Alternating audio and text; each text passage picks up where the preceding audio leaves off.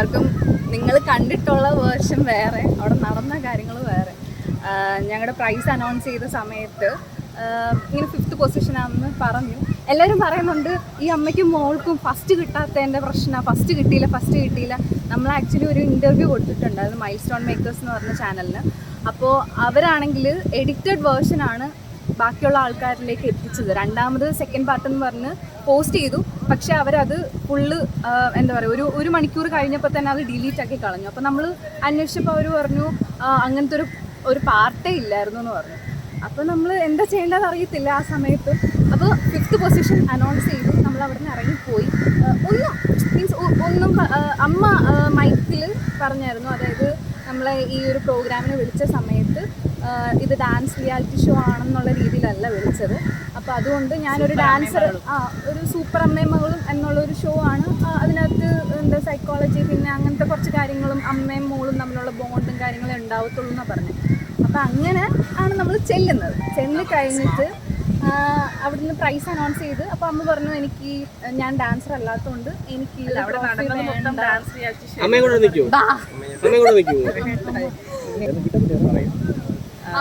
അതായത് നമ്മുടെ price announce ചെയ്തു. 5th പൊസിഷൻ ഷീനാക്ക് സന്തോഷ് ആൻഡ് ഷൈക്കെ സന്തോഷ് എന്ന് പറഞ്ഞു. അപ്പോൾ നമ്മൾ ഷോക്കായി, ഇതെന്താ സംഭവിക്കുന്നത്, ഇനി പ്രാങ്ക് ആണോ എന്താ ഒന്നും മനസ്സിലാവുന്നില്ല. അപ്പോൾ ആ സമയത്ത് ഞങ്ങൾക്ക് രണ്ടുപേർക്കും എന്തൊരു കണക്ഷൻ പോലെ തോന്നി. ഈ പ്രൈസ് വേണ്ട, കാര്യം അർഹിക്കുന്നൊരു സംഭവം നമുക്ക് കിട്ടിയില്ല. അപ്പോൾ അമ്മ പറഞ്ഞു ഞങ്ങൾക്ക് മൈക്ക് വേണമെന്ന് പറഞ്ഞിട്ട് ശ്വേത ചേച്ചി ട്രോഫി കൊണ്ടു തരുന്ന സമയത്ത് അമ്മ മൈക്ക് വേണമെന്ന് പറഞ്ഞു. അതിനും പറഞ്ഞു ഞങ്ങൾ ശ്വേത ചേച്ചിയെ അപമാനിച്ചു എന്ന് പറഞ്ഞ കുറേ ചാനലുകാർ. ഞങ്ങൾ എന്താണ് അപമാനിച്ചത്, ചേച്ചി പറഞ്ഞാൽ ഇതും കൊണ്ട് വന്നു, ട്രോഫി കൊണ്ട് വന്നു. അപ്പോൾ ഞാൻ തൊഴുതുകൊണ്ട് പറഞ്ഞു വേണ്ട എന്ന് പറഞ്ഞിട്ട് ഞാൻ പറഞ്ഞു എനിക്ക് മൈക്ക് വേണ്ടായെന്ന് ചോദിച്ചാൽ വേണ്ടെന്ന് പറഞ്ഞു. മൈക്ക് തരാനെന്ന് പറഞ്ഞിട്ട് മൈക്ക് നമ്മൾ സംസാരിക്കണമല്ലോ വേണ്ടാത്തതിൻ്റെ കാരണം. അപ്പോൾ മൈക്ക് മേടിച്ചിട്ട് ഞാൻ പറഞ്ഞു, എന്നെ ഇതിൻ്റെ ഡയറക്ടർ വിളിച്ചപ്പോൾ എന്നോട് പറഞ്ഞത് ഇതിൻ്റെ സൂപ്പർ അമ്മയും മകളും എന്നുള്ളൊരു പ്രോഗ്രാമാണ്. പക്ഷേ ഇവിടെ നടന്നത് ഡാൻസ് റിയാലിറ്റി ഷോ ആണ്. സത്യം പറഞ്ഞു കഴിഞ്ഞാൽ അതൊരു ഡാൻസ് റിയാലിറ്റി ഷോ ആയിരുന്നു. എല്ലാ എപ്പിസോഡിലും ഒരു ഡാൻസെങ്കിലും കാണും, ഡാൻസ് മാത്രമായിരുന്നു. അപ്പോൾ എനിക്ക് ഡാൻസ് അറിയാത്ത ഒരാളായത് കാരണം എനിക്ക് ആ ട്രോഫി വേണ്ടാന്ന് പറഞ്ഞ് അത്രയുമേ പറഞ്ഞുള്ളൂ. ഞങ്ങളിവിടെ അവരോട് വഴക്കുണ്ടാക്കാൻ പോയിട്ടില്ല, അടിയുണ്ടാക്കാൻ പോയിട്ടൊന്നുമില്ല. നമ്മൾ ഇറങ്ങിപ്പോകുന്നു കഴിഞ്ഞിട്ടാണ് നമ്മളൊരു ഇൻ്റർവ്യൂ കൊടുത്തത്. ആ ഇൻ്റർവ്യൂവിനാണ് ഇറങ്ങിപ്പോകുന്നു കഴിഞ്ഞിട്ട് അവിടെ ഷൂട്ട് ബ്രേക്ക് ചെയ്തിട്ട് ഡയറക്ടർ വന്ന് ശ്വേത ചേച്ചിയോടും ബാക്കിയുള്ളവരോടൊക്കെ സംസാരിച്ചിട്ടാണ് ശ്വേത ചേച്ചിയുടെ സൈഡിൽ നിന്നുള്ള പോർഷൻ നിങ്ങൾ കേൾക്കുന്നത്. അതായത് ഇവർ എന്താ പറയുക, ഈ വേദിനെ അപമാനിച്ചു, റെസ്പെക്റ്റ് ഇല്ലാതെ ഇറങ്ങിപ്പോയി, അങ്ങനെയൊക്കെ അവർ ക്രിയേറ്റ് ചെയ്ത് പറയിപ്പിച്ചതാണ് ശ്വേത ചേച്ചി. പിന്നെയാണ് ഞങ്ങൾ കുറച്ച് ചാനൽസിനത് അറിയുന്നത് ശ്വേത ചേച്ചിക്ക് വിഷമമായി, അല്ലെങ്കിൽ അവരെ അപമാനിച്ചു, അങ്ങനെയൊക്കെ.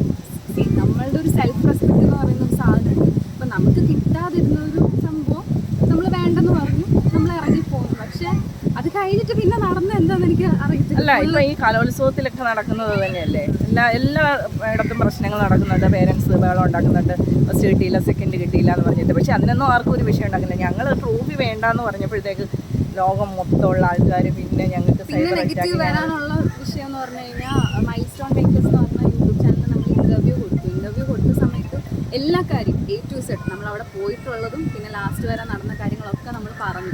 പക്ഷെ അവർ നിങ്ങളുടെ മുമ്പിൽ എത്തിച്ചത് ഒരു എഡിറ്റഡ് വേർഷൻ ആയിരുന്നു. സെക്കൻഡ് പാർട്ട് എന്ന് പറഞ്ഞാൽ അവർ പോസ്റ്റ് ചെയ്തു, പക്ഷെ ഒരു മണിക്കൂറിനുള്ളിൽ തന്നെ അവർ ഡിലീറ്റ് ആക്കി. എന്താണെന്ന് നമ്മൾ ചോദിച്ചപ്പോൾ അവർ പറഞ്ഞു അങ്ങനെ ഒരു പാർട്ടേ ഇല്ലായിരുന്നു. മേ ബി ചാനലിൽ നിന്നുള്ള എന്തെങ്കിലും എന്തോ പറയുന്നത്, എന്തെങ്കിലും പ്രഷറോ അല്ലെങ്കിൽ എന്തെങ്കിലും മീൻസ് പൈസ കൊടുക്കാമെന്നോ അങ്ങനെ എന്തെങ്കിലും പറഞ്ഞിട്ടാവാം അവർ ഡിലീറ്റ് ആക്കി കളഞ്ഞത്. പക്ഷെ നിങ്ങൾ കണ്ടപ്പോൾ ഫുൾ നമ്മളെ നെഗറ്റീവ് സൈഡാണ്. ഇപ്പോഴും ഞങ്ങളെ അഹങ്കാരികളായ അമ്മയും മകളും, ഇത് മാത്രമാണ് ഞങ്ങളെ അറിയപ്പെടുന്നത്, അഹങ്കാരികളായ അമ്മയും മകളും. ഞങ്ങൾ എന്ത് അഹങ്കാരം കാണിച്ചത്? ട്രോഫി വേണ്ടാന്ന് പറഞ്ഞതാണോ ഞങ്ങൾ കാണിച്ച അഹങ്കാരം? അവാർഡ് എത്രയോ അവാർഡുകൾ വലിയ വലിയ മഹാന്മാർ നിരസിച്ചിട്ടുണ്ട് ഇല്ലേ, കുറേ പേര് നിരസിച്ചിട്ടുണ്ട്. അതേപോലെ ഞങ്ങളത്ര മഹാനോ അല്ല മഹതികളോ എന്നല്ല പറയുന്നത്. എനിക്ക് ജെന്യൂനായിട്ട് തോന്നി അത് മേടിക്കണ്ട. കാരണം അർഹതപ്പെട്ട ഒരു 3-ൽ 1 പ്രൈസിലും കിട്ടാനുള്ളൊരു അർഹത ഉണ്ടായിരുന്നെന്ന് ഞങ്ങൾ കരുതി. അപ്പോൾ അത് കിട്ടാഞ്ഞപ്പോഴത്തേക്ക് വേണ്ടാന്ന് പറഞ്ഞു. കാരണം അതുപോലെ കഷ്ടപ്പെട്ടിട്ടുണ്ട്. മീൻസ് കുറേ ചാനലൊക്കെ വന്നത് ഈ അമ്മയും മോളും അഹങ്കാരികളായ അമ്മയും മോളും, പിന്നെ ഫസ്റ്റ് കിട്ടാത്തതിന് ഇപ്പോഴും എൻ്റെ ചില പോസ്റ്റുകൾക്കും സോഷ്യൽ മീഡിയയിൽ ഞാൻ പോസ്റ്റ് ചെയ്യുന്ന പല വീഡിയോസിനും എന്താ പറയുക ഫോട്ടോസിൻ്റെയൊക്കെ അടിയിൽ വരുന്നത് ഇവൾക്ക് ഫസ്റ്റ് കൊടുത്ത് വിട്ടേക്കാം, അപ്പോഴേക്കും അവളുടെ അഹങ്കാരം തീർന്നേക്കാം. ഞങ്ങൾ ഒരിടത്തും പറഞ്ഞിട്ടില്ല ഞങ്ങൾക്ക് ഫസ്റ്റ് വേണമെന്ന് പറഞ്ഞ് വാശി പിടിച്ചിട്ടില്ല. നമുക്ക് ഫസ്റ്റ് കിട്ടാനുള്ള അർഹത ഉണ്ടായിരുന്നു. എല്ലാവരും ക്രൂ മെമ്പേഴ്സ് ആയിക്കോട്ടെ എല്ലാവരും നമ്മുടെ പെർഫോമൻസ് കണ്ടിട്ട് ഫസ്റ്റ് ഇവർക്ക് കൊടുക്കണമായിരുന്നു, അല്ലെങ്കിൽ ഫസ്റ്റ് ഇവർക്ക് തന്നെയാണ് എന്നുള്ളൊരു ഹോപ്പ് നമുക്ക് തന്നിട്ടുണ്ടായിരുന്നു, നമ്മൾ പറഞ്ഞിട്ടുണ്ട്. അതാണ് നമ്മൾ ഇന്റർവ്യൂവിനകത്ത് അല്ല, ഫൈനലി വരെ ഞങ്ങളെ പിടിച്ചു നിർത്തിയതും ഈ ഒരു പ്രൈസ് നിങ്ങൾക്ക് ഉണ്ടെന്നുള്ളൊരു ഉറപ്പ് അവിടെ നിന്ന് കിട്ടിയിട്ടുള്ളത് കൊണ്ട് മാത്രമാണ് ഞങ്ങൾ ആ ഫൈനൽ വരെ. അല്ലെങ്കിൽ പല പ്രാവശ്യം ഞങ്ങൾ കിറ്റ് ചെയ്ത് പോകാനെ കൊണ്ടിരിക്കുന്നത്. പക്ഷേ ആ ഫൈനൽ വരെ ഞങ്ങളെ പിടിച്ചു നിർത്തിയത് അതുകൊണ്ടാണ്, നിന്നത് ഞങ്ങൾ അതുകൊണ്ടാണ്. പക്ഷെ അവിടെ ആ ഫൈനലിൽ കൊണ്ടുവന്നിട്ട് 5ാം സ്ഥാനം എന്ന് പറഞ്ഞപ്പോൾ ഞങ്ങൾക്ക് ഉൾക്കൊള്ളാൻ പറ്റില്ല. കാരണം അതുപോലെ കഷ്ടപ്പെട്ടിട്ടുണ്ട്, അത്രയ്ക്ക് എല്ലാവരും കഷ്ടപ്പെട്ടിട്ടുണ്ടോ കൂട്ടത്തിൽ ഞാനും കഷ്ടപ്പെട്ടിട്ടുണ്ട്. കാരണം എനിക്ക് ഏറ്റവും കൂടുതൽ പ്രായം കൂടുതൽ ഞാനായിരുന്നു ആ കൂട്ടത്തിൽ. മറ്റുള്ളവരെല്ലാം ഡാൻസ് അറിയാവുന്നവരാണ്, എനിക്ക് ഡാൻസ് അറിയാത്ത ഒരാളാണ്. പക്ഷെ അതിന് വേണ്ടിയിട്ട് ഞാൻ കഷ്ടപ്പെട്ട് ഡാൻസ് പഠിച്ചു. എന്നിട്ട് പറയുന്നുണ്ട് ഞങ്ങൾ 6.5 ലക്ഷം രൂപ, ഞാൻ അതിനകത്ത് പറയുന്നുണ്ട് 6 ലക്ഷം രൂപ മുടക്കി. അതിനെന്താണ് 6.5 ലക്ഷം രൂപ അവർ മുടക്കി, ഇവർക്ക് പിന്നെ 3 ലക്ഷം കിട്ടാത്തത് 6 ലക്ഷം രൂപ മുടക്കിയിരിക്കുന്നത് അള്ളച്ചിന്ന് എന്തൊക്കെയാ എന്നെ അപമാനിക്കുന്നത് അറിയാമോ? ഇതൊക്കെ നല്ല രീതിയിൽ സൈബർ അറ്റാക്കും സൈബർ ബുള്ളിങ്ങും കാര്യങ്ങളൊക്കെ ഉണ്ടായി. പക്ഷെ പ്രേക്ഷകരോട് ഒന്നേ പറയാനുള്ളൂ, നിങ്ങൾക്ക് ഇതിൻ്റെ ബാക്കിൽ എന്താണ് നടന്നതെന്നുള്ള കാര്യങ്ങൾ അറിയില്ല. നിങ്ങളിപ്പോൾ ഏതെങ്കിലും യൂട്യൂബ് ചാനലിലോ അല്ലെങ്കിൽ ആരെങ്കിലും കുറച്ച് പേര് പറയുന്നത് മാത്രമേ നിങ്ങൾ അറിയുന്നുള്ളൂ. ഇതിന്റെ ബാക്ക് സൈഡിൽ എന്താണ് സംഭവിച്ചത് അല്ലെങ്കിൽ നമ്മുടെ സത്യാവസ്ഥ എന്താണെന്ന് ആരും മനസ്സിലാക്കുന്നില്ല. റിയാലിറ്റി ഷോയിലൊക്കെ മുൻകൂട്ടി പ്ലാൻ ചെയ്തിട്ടാണോ പ്രൈസ് കൊടുക്കുന്നത്? അങ്ങനെയാണ്. ആ ഒരു ചാനലിലെ പല ആൾക്കാരും ഞങ്ങളെ കോൺടാക്ട് ചെയ്തു. ഞങ്ങളിത് മേടിക്കാണ്ട് വന്നപ്പോഴത്തേക്ക് അത് കഴിഞ്ഞ് ഞങ്ങളുടെ ഈ പ്രോഗ്രാം കഴിഞ്ഞപ്പോൾ സൂപ്പർ ഫാമിലി എന്ന് പറഞ്ഞിട്ട് ഒരു ഷോ നടന്നു. അവിടെ ഇത് തന്നെയായിരുന്നു. ലാസ്റ്റിൽ ഭയങ്കര ബഹളം അടിയായിരുന്നു. പക്ഷെ അത് പുറം ലോകത്ത് എത്തിയിട്ടില്ല. അത് പുറം ലോകത്തില്ല. അവർ ഞങ്ങളെ കോൺടാക്ട് ചെയ്തു. വേണ്ടെന്ന് പറഞ്ഞ് കൈ ഉപ്പിട്ടാണ് ഇറങ്ങിപ്പോയി. അവര് ട്രോഫി വലിച്ചെറിയുകയും അവിടെ ഭയങ്കര സംഭവങ്ങളൊക്കെ ഉണ്ടാവുകയൊക്കെ പറഞ്ഞു. കുറെ പേരെ അവിടുന്ന് അടിച്ച് പുറത്താക്കുകയും അങ്ങനത്തെ കുറെ ഇഷ്യൂസ് ഉണ്ടായി. പക്ഷെ അത് പുറത്തേക്ക് വന്നില്ല.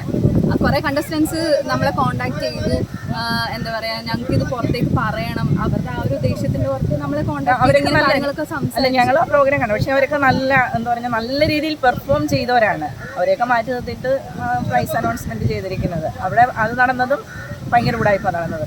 ഇനി അടുത്തൊരു ഷോ ഉണ്ട്, സൂപ്പർ സ്റ്റാർ എന്ന് പറഞ്ഞ്.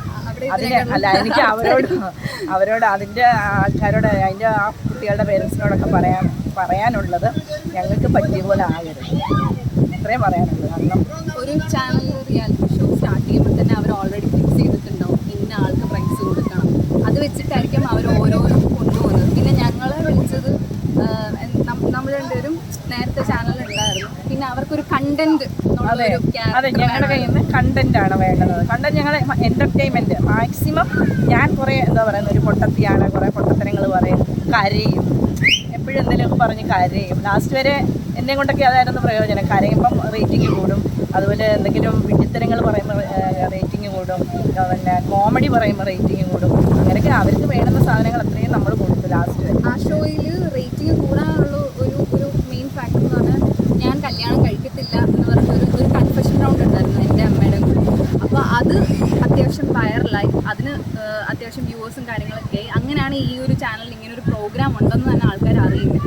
അപ്പോൾ അത് കഴിഞ്ഞപ്പോൾ തൊട്ട് ഇവർ നമ്മളെ വെച്ചിട്ട് കുറേ കണ്ടന്റ്സും കാര്യങ്ങളൊക്കെ ഉണ്ടാക്കാൻ തുടങ്ങി.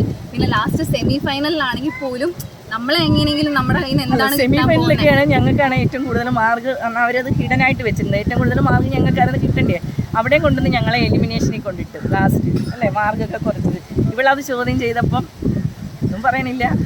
പിന്നെ വേറൊരു കണ്ടന്റിന് വേണ്ടിയിട്ട് അവർ ചെയ്തൊരു കാര്യം എന്താണെന്ന് വെച്ച് കഴിഞ്ഞാൽ, ഒരു ഹിസ്റ്റോറിക്കൽ റൗണ്ട് എന്ന് പറഞ്ഞിട്ടൊരു റൗണ്ട് ഉണ്ടായിരുന്നു. അതിനകത്ത് അമ്മ തലയിറങ്ങി വീഴുന്ന ഒരു സംഭവം ഉണ്ടായിട്ടുണ്ടായിരുന്നു. ഞാൻ കേട്ടു, അത് അഭിനയിക്കുവാണെന്നൊക്കെയാണ് പറഞ്ഞത്. അത് റിയലായിട്ട് അവിടെ തലയിറങ്ങി വീണാണ്. ആ ഇഷ്യൂ എന്താണെന്ന് വെച്ച് കഴിഞ്ഞാൽ, അതായത് ആ ചാനലിൽ നിന്ന് നമുക്ക് തരുന്ന ഒരേ ഒരു സംഭവം എന്ന് പറഞ്ഞാൽ പ്രോപ്പർട്ടി. ബാക്കി കോസ്റ്റ്യൂമും കാര്യങ്ങളൊക്കെ നമ്മൾ തന്നെ കൊണ്ടുപോകണമായിരുന്നു. അപ്പോൾ പ്രോപ്പർട്ടിയുടെ നമ്മൾ നേരത്തെ തന്നെ ലിസ്റ്റും കാര്യങ്ങളൊക്കെ കൊടുക്കും.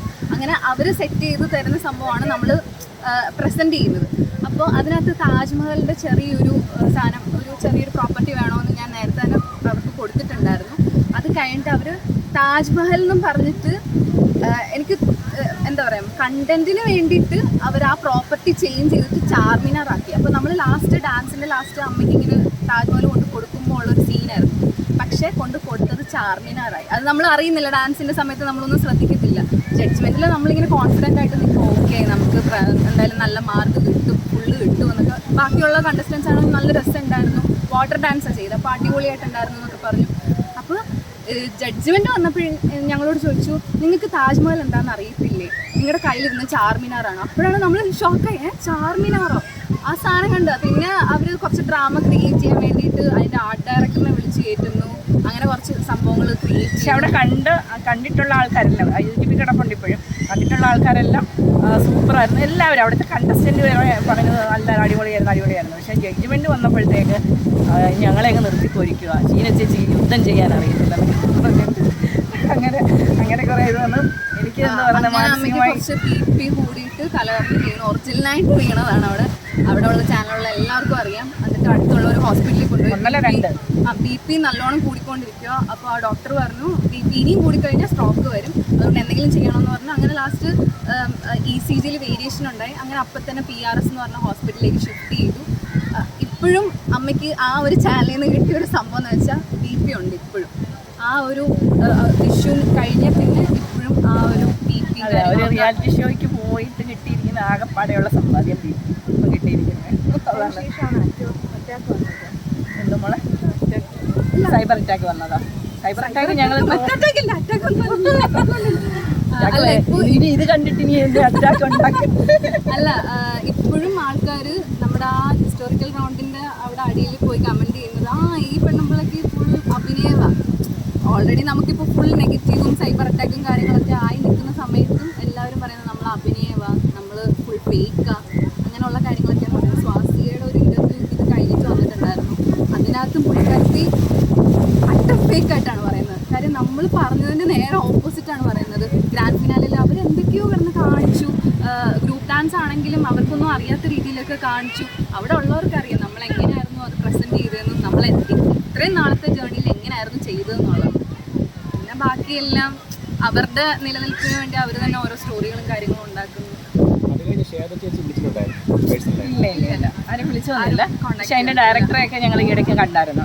അപ്പം പഴയ പോലെ ഹായ് ചേച്ചി അതൊക്കെ വർത്താനൊക്കെ പറഞ്ഞു ഹാപ്പി ആയിട്ട് പോകുന്നു. പക്ഷെ കണ്ടോണ്ടിരിക്കുന്ന ആൾക്കാർക്ക് പ്രശ്നമേ അല്ല, കാരണം അവര് ഇത് ഇഷ്ടംപോലെ ഓരോ പ്രോഗ്രാം ചെയ്ത് ഇതായല്ലേ. അപ്പോൾ അതിനകത്ത് ഇല്ല, എല്ലാം ഒരു ഉടായിപ്പാണ്. റിയാലിറ്റി ഷോ എന്ന് പറയുന്നത് ഉടായിപ്പാണ്. ശരി.